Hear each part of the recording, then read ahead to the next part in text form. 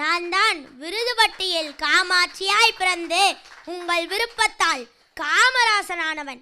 பிறந்தது முதல் வறுமையின் பிடியில் வாழ்ந்ததால் ஏழை எளியவர் பலரின் வாழ்வியல் சிக்கல்களை அறிந்து வளர்ந்து வந்தேன். விடுதலை போராட்டத்தில் பங்கு பெற்று சிறை சென்றேன். இவையெல்லாம் தாங்கள் அனைவரும் அறிந்ததுதான். அன்றைக்கு தேர்தலில் போட்டியிட வேண்டுமெனில் அரசுக்கு வரி கட்டியிருக்க வேண்டும். ஆனால் என்னிடம் எந்த சொத்தும் இல்லை என்பதை அறிந்த என் இனிய நண்பர் முத்துராமலிங்க தேவர் சில ஆடுகளை வாங்கி என் பெயரில் வரி கட்டி என்னை நகர்சபை தேர்தலில் போட்டியிட வைத்தார். ஐயா ராஜாஜி அவர்கள் பல பள்ளிகளை மூடி குலக்கல்வி திட்டத்தை கொண்டு வர முனைந்த போது அதை எதிர்த்து தடுக்கி விழுந்தால் ஓர் தொடக்கப்பள்ளி, ஓடி நின்றால் ஓர் உயர்நிலை பள்ளி என்று கொண்டு வந்து இலவச கல்வியை அனைவருக்கும் கொண்டு சேர்த்தது நான் செய்த பணிகளிலே என் நெஞ்சுக்கினிய திட்டமாக கருதினேன்.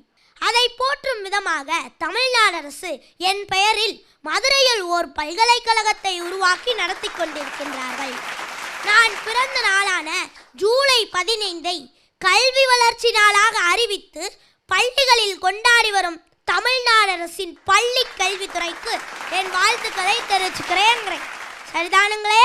நெய்வேலி நிலக்கரி திட்டம், பெரம்பூர் ரயில் பெட்டி தொழிற்சாலை, திருச்சி பாரத் மிகுமின் நிலையம், ஆந்திராவிற்கு போக இருந்த இந்த தொழிற்சாலையை பண்டித நேருவிடம் சண்டை போட்டு திருச்சிக்கு கொண்டு வந்தேங்கிறேன். ஆவடி கனரக வாகன தொழிற்சாலை, கல்பாக்கம் அணுமின் நிலையம், சேலம் இரும்பு உருக்காலை போன்ற பல்வேறு தொழிற்சாலைகளையும் 20 தொழிற்பேட்டைகளையும் உருவாக்கி இந்தியாவில் தொழில் வளர்ச்சியில் 2வது மாநிலமாக தமிழ்நாட்டை கொண்டு வந்தது எனக்கு பெருமையாக இருக்குங்கிறேன். மணிமுத்தாறு, ஆரணியாறு, சாத்தனூர், அமராவதி, வீடூர், வைகை, காவிரி டெல்டா, மேட்டூர், பரம்பிக்குளம் போன்ற பல பாசன திட்டங்களை நிறைவேற்றி பசுமை புரட்சியாக விவசாயம் வளர பாடுபட்டேன். ஆனால் எனக்கு பிறகு இன்று வரை எந்த ஒரு பாசன திட்டமும் வரவில்லை என்பது வேதனையாக இருக்குங்கிறேன்.